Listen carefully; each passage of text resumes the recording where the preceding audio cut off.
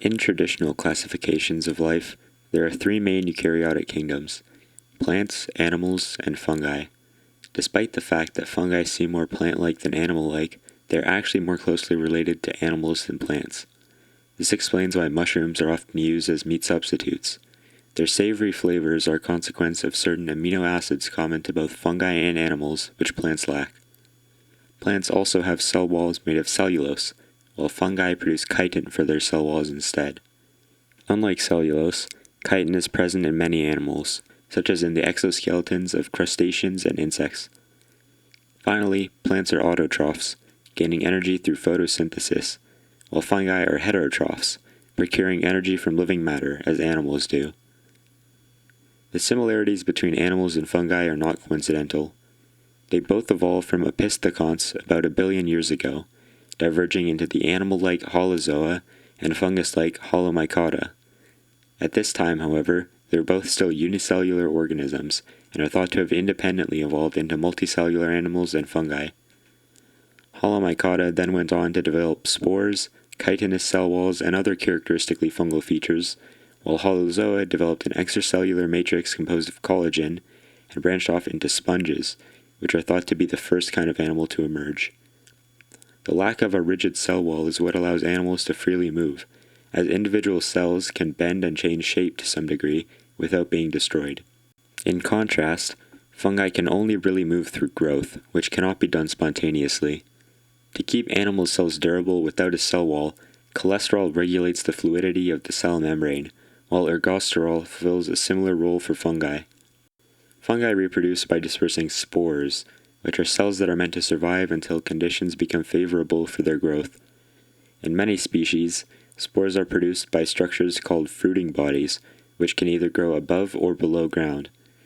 Fruiting bodies that grow above ground and are visible to the naked eye are often called mushrooms, although this is a vague category that can include other fungal fruiting bodies, like truffles, which grow underground. The genus Agaricus contains species which produce the most prototypical and commonly cultivated mushrooms, such as the button mushroom. For this reason, mushrooms having a stalk, cap, and gills are often called agarics. Some fungi produce a root-like structure called mycelium, which can form large networks connected to plants and other fungi. Mutualistic interactions involving fungi are extremely common and crucial for many kinds of organisms. 90% of plants rely on mutualistic relationships with fungi, called mycorrhizae, in which a fungus grows in or around the roots of a plant, then provides it with water and minerals from the soil. In return, the plant shifts some of the energy it gets through photosynthesis, typically in the form of sugars. There are also more complicated mycorrhizal interactions that can take place, such as the fungus protecting the plant from pathogens. Mutualistic relationships between fungi and animals also exist, as exemplified by ambrosia beetles. They have a specialized bodily structure for carrying spores called the mycangium, and after excavating a dead tree, the beetle releases its spores. This leads to the growth of a fungus which digests the plant, and the beetle then feeds on the fungus, but also collects spores from it to continue the cycle.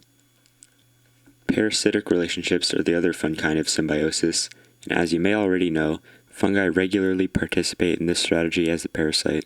Potential hosts include animals, plants, and even other fungi. For example, the lobster mushroom is a fungus that grows on mushrooms and turns them lobster-colored. Plants are the kingdom most often infected by fungi, such as when ergot fungi grow on rye crops. Regardless, humans, being animals, tend to focus more on fungi which parasitize animals, such as the Ophiocordyceps fungus, which effectively turns ants into zombies. Of even more interest to humans are the many fungi which infect humans. These include yeasts, which are single-celled fungi, as well as filamentous, mold-like fungi. Sometimes, a single kind of fungus can switch between yeast form and filamentous form depending on the conditions, such as those in the genus Histoplasma, which cause the disease histoplasmosis. In humans, contagious fungal infections of the skin, such as ringworm or athlete's foot, are fairly common, and can survive in moist environments outside of a host's body. More serious fungal infections can invade the lungs, brain, and other central organs, although these tend to be opportunistic infections, which primarily affect immunocompromised individuals. While fungi do not parasitize bacteria, they do produce antibiotics, which are substances that suppress bacteria. Some fungi in the Penicillium genus produce a substance called penicillin, which was one of the first antibiotics to be discovered and is among the most common still used today. It is thought that the production of antibacterial substances helps fungi survive in the environment by eliminating competing bacteria, although there is good reason to believe that we do not fully understand the true purpose of this process. In a similar vein, we do not know exactly why fungi produce mycotoxins, which are substances toxic to plants or animals, but we do know that they are effective to the point of lethality in many cases. For example, the aforementioned ergot fungi that grow on rye produce alkaloids that cause severe poisoning when ingested by animals. It is believed that the production of mycotoxins is meant to deter animals from consuming fungi or to compete with other organisms. However, it is also possible that different mycotoxins serve different purposes. The similarities between fungi and animals present a unique challenge in developing drugs which can clear fungal infections without being toxic to humans. Although many people have heard about moldy bread and penicillin, few know about a similar story regarding the first widely effective antifungal. Just like how some fungi produce antibiotics, it turns out that some bacteria produce antifungals.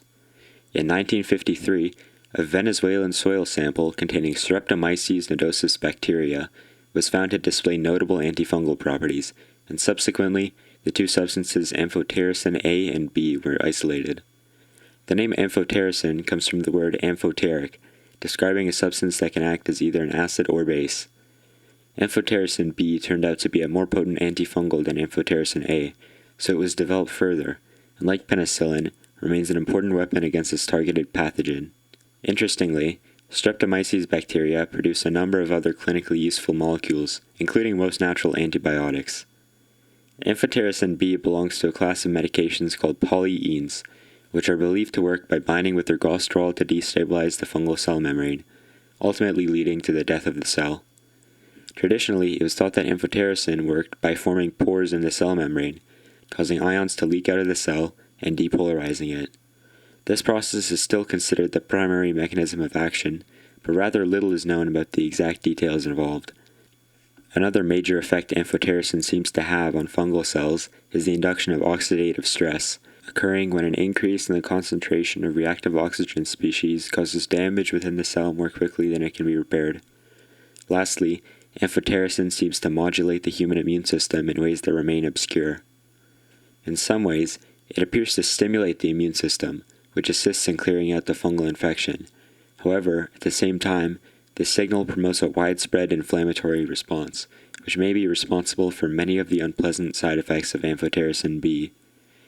Paradoxically, it has even been found to suppress the immune system at times. The most significant adverse effect of amphotericin B is damage to the kidneys, which in some cases can lead to renal failure.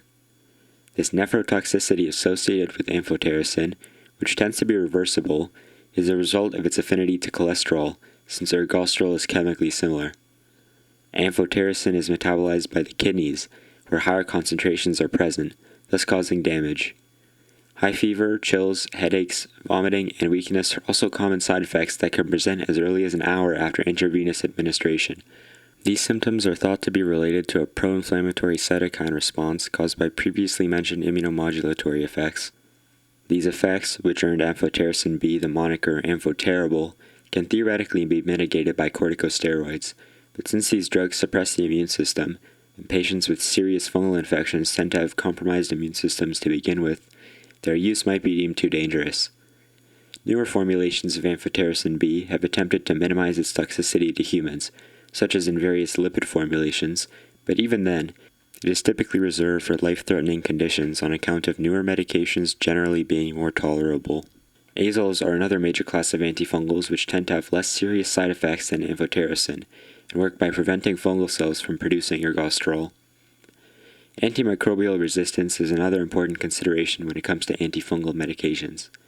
Just like how bacteria can become resistant to antibiotics when used improperly, fungi are able to adapt to the usage of antifungals, and some strains are innately resistant to certain classes. The genus Fusarium in particular contains fungal species which are resistant to every major class of antifungal, including an intrinsic resistance to amphotericin B. While infection by this fungus is rare, There are also more common fungal infections that exhibit multi-drug resistance. Yeasts belonging to the genus Candida are nearly ubiquitous and can cause candidiasis, the most prevalent fungal infection in humans. And many species are either innately resistant or have developed resistance to amphotericin and other antifungals. In fact, Candida auris, which was only discovered in 2009, has shown varying degrees of resistance to every antifungal class. It is believed that the primary promoter of antifungal resistance is the use of azoles as pesticides in agriculture. Due to polyenes and azoles both targeting ergosterol, resistance to azoles can confer some degree of accompanying resistance to amphotericin B. Despite all this, amphotericin B remains very effective, and resistant fungi capable of causing illness in humans are rare for the time being.